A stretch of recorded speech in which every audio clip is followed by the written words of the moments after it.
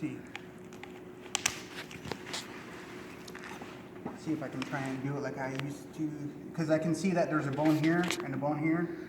Yeah. I'm going, trying to get right in between and get that center area again. It's just all about finding it though, is the pain. Because you're never gonna cut, seal, or process a seal the same way like you did the last one, you know.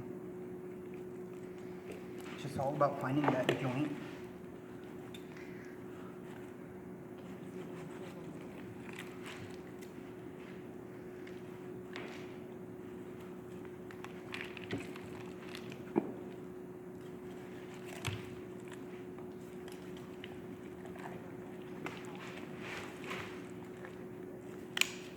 There it is. See, I just went right through it. Yeah. Right, I just found the joint and it just goes right through. Nice. And you know, that's actually a lot of meat. That's actually like an inch and a half worth of meat all the way up the spine. I'd make stew with So that. sometimes they'll take like a paring knife and they'll just do a V cut on both sides just to get the back strap out separate from the bone. Some, like you said, you know, and that's just removing the bone. This one here, I try and go and find this bone right here. It actually sticks out. See how there's that right there?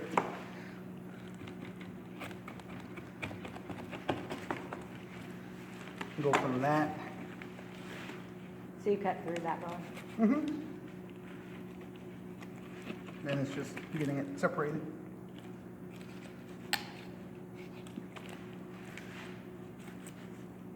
All the way around.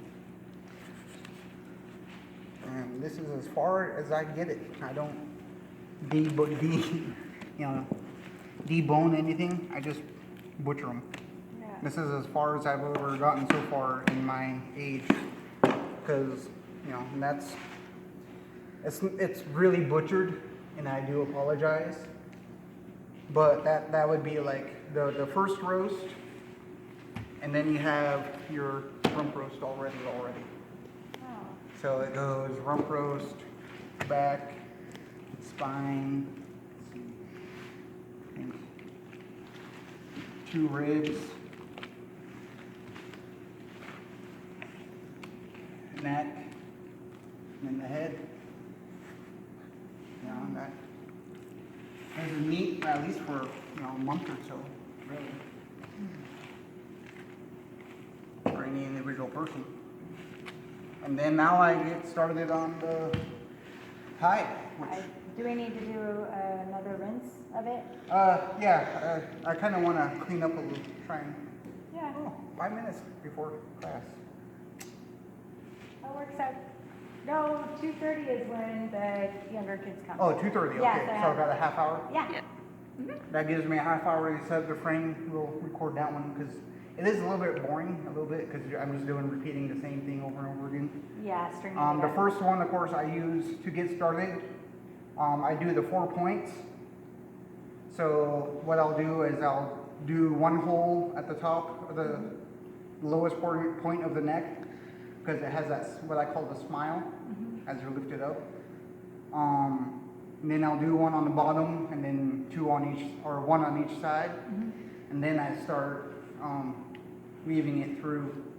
Yeah. I think when we get to that point is when I can start officially taking questions and start talking about the seals and stuff more so on our next batch. Okay. So- We're gonna find some place outside to set it up. Yeah.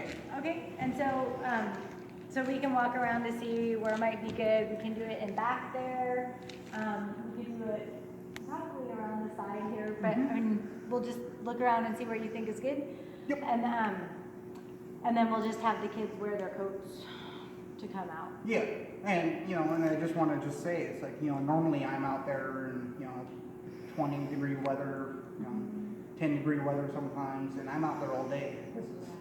This doesn't stop. Normally I don't stop. And, some days we get 6, so we're out there from 10 in the morning until 3, and then we're wiped on the first day of hunt. So we actually go into the next day. We start early morning the next day, And my dad and I, because we only have one table, and it's almost as big as this table here, you know, one will get the table and one has to do it on the ground.